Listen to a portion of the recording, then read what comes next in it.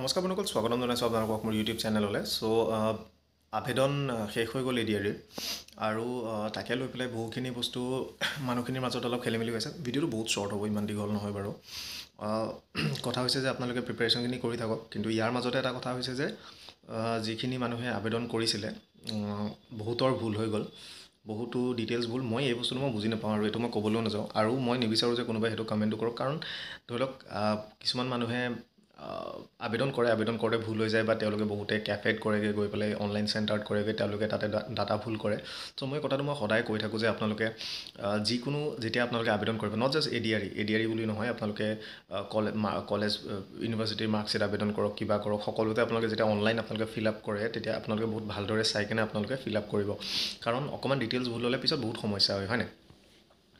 চ' এতিয়া আমি আশা কৰিছোঁ যে সোনকালেই এডিআৰি এডিট অপশ্যন এটা আহিব। সেইটো লৈ পেলাই কিবা কথা এটা শুনিছোঁ বাৰু, যে এডিট অপশ্যন এটা মষ্ট প্ৰবেবলি তেওঁলোকে ইণ্ট্ৰডিউচ কৰিব। কেইদিনমান টাইম সেইটো লৈ দিয়া হ'ব, যিখিনিৰ ভুল হৈছিলে বা কিবা যদি আপডেট কৰিব লাগে আপডেট কৰিব পাৰিবলৈ। আৰু মেইনলি যিটো মাৰ্টিৰ যিটো ছেকশ্যন আছিলে, মানে আপোনালোকৰ শ্বহীদ পৰিয়ালৰ যিটো অপশ্যন আছিলে, সেইটো য়েছ বা ন' কৰিবৰ কাৰণে এটা প্ৰিফাৰেঞ্চিয়েল এপইণ্টমেণ্ট গ্ৰাউণ্ডৰ সেইটো অপশ্যন তেওঁলোকে দিব।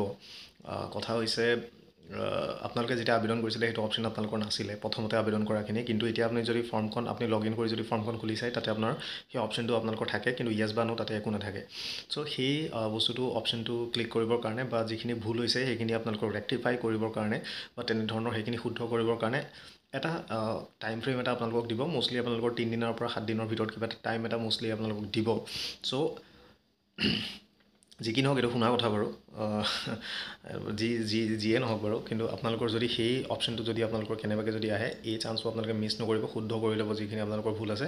নহ'লে ডকুমেণ্ট ভেৰিফিকেশ্যনৰ সময়ত আপোনালোকে গৈ পেলাই যিসকলে ডকুমেণ্ট ভেৰিফিকেশ্যন কৰে তেওঁলোকক ৰিকুৱেষ্ট কৰি থাকিব লাগিব। চ' এনেকুৱা যদি চান্স আপোনালোকে পায়, চান্স নেহেৰুৱাব, আৰু আপোনালোকে সোনকালে মানে কি ক'ম, শুদ্ধ কৰি লৈ পেলাই আপোনালোকৰ যিখন কাৰেক্টেড ফৰ্ম সেইখন ডাউনলোড কৰি ধুনীয়াকৈ ষ্ট'ৰ কৰি থৈ দিব। বহুতৰ এনেকুৱা হয় যে তেওঁলোকৰ লগ ইন আই ডি পাছৱৰ্ড হেৰাই যায়, বা তেওঁলোকৰ এপ্লিকেশ্যন নাম্বাৰ তেওঁলোকৰ নাইকিয়া হৈ যায়, বা এপ্লিকেশ্যন ফৰ্মখন তেওঁলোকে নাৰাখে, তেনেকুৱা ধৰণৰ বহু সমস্যা হয়।